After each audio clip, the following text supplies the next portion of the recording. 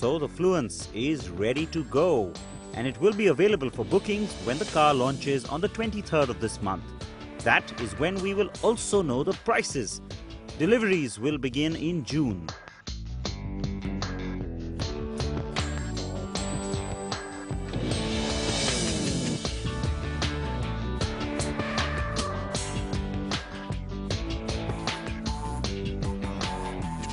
I had driven the diesel Fluence in Paris before, remember?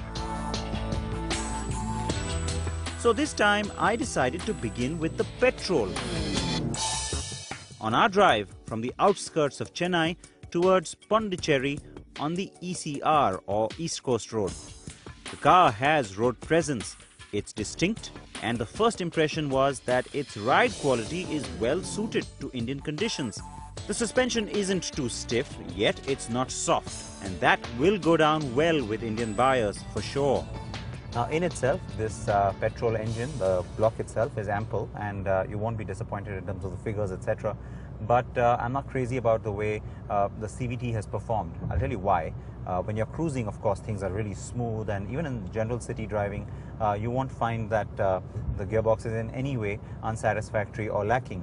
But initial pickup, if you want to sort of get a burst of speed when you just take off, you want to do it quickly for whatever reason, you might want to overtake very quickly on the highway, that's when you feel that there's just a little bit of a sluggishness. Downshifts are a little sluggish too, and even the gear ratios themselves, they're just a little too long, and so you sort of get a sense of impatience when you try and really throw this engine into a sort of a performance-oriented drive. And so that's the part which I feel is a little bit lacking. How many drivers will really get to feel that? Well, in regular conditions, the kind of driving that we all have to do, not a whole lot. So it's not a huge disappointment, but you know, that's just something I expected with a new CVT. Otherwise, of course, it is a very smooth drive, like I said. And well, the diesel, you've seen that on the program before, but we will tell you a little bit more about that in just a bit. So the CVT gearbox, which should have been a USP, is frankly a disappointment.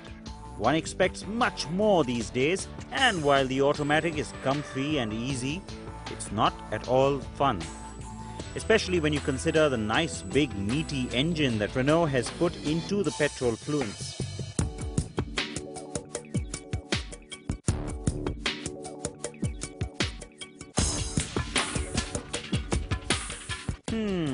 The Petrol is also the more fully loaded Fluence, by the way.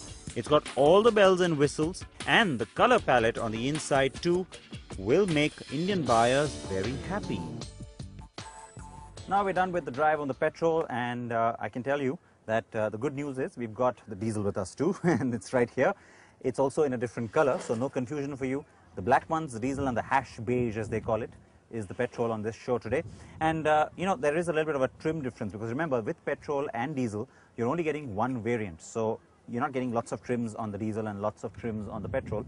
It's just this one package. And so the Petrol, they've tried to position that as a little bit of a high-end car. Ironic in a sense, because you have a CVT gearbox, and yet the focus will be on the person sitting in the rear seat. Go figure.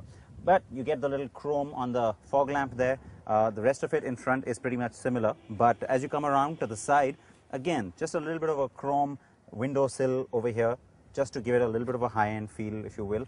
I like this dull metal look given to the door handles. It's sort of distinct and classical all at once. And as you come around to the back, you know, up front as well, you get this sense from the car that the stance is a little bit raised. I mean, it's just the styling itself. The design is such that the headlamps, they sit a little high up. There's a nice sort of accentuated indent for the headlamps, again, high up in the bumper. So the overall impression is that the car is sort of ready for action. It's a little bit raised. And, you know, in India, especially in the Indian context, buyers always worry about things like ground clearance. So visually, this car won't give you that worry of being perhaps a little bit low like some of the other sedans are. At the back, especially, you get that raised feeling. And, you know, there's also this one little difference between the two cars. You've got this little side body molding. It's pretty prominent and pretty distinct and very French in that sense. Well, that's body colored on the Petrol, and it's matte black on the diesel. All right, back to the styling at the back. And remember, I told you this from Paris as well. I like the tail light treatment. It's the one distinct feature of the car if the face wasn't distinct enough already. And The Renault badge, nice and prominent. The name Fluence, nice and prominent. I like that too because, this is the first product from Renault in India and they want people to notice this car. This certainly will get noticed. The Renault nameplate down here though may not, because this badging is really tiny and almost sort of displaced. Not sure what they were going for over there. And lastly, there's also chrome. There's a little bit of a strip here just above the license plate, which of course is only on the Petrol too.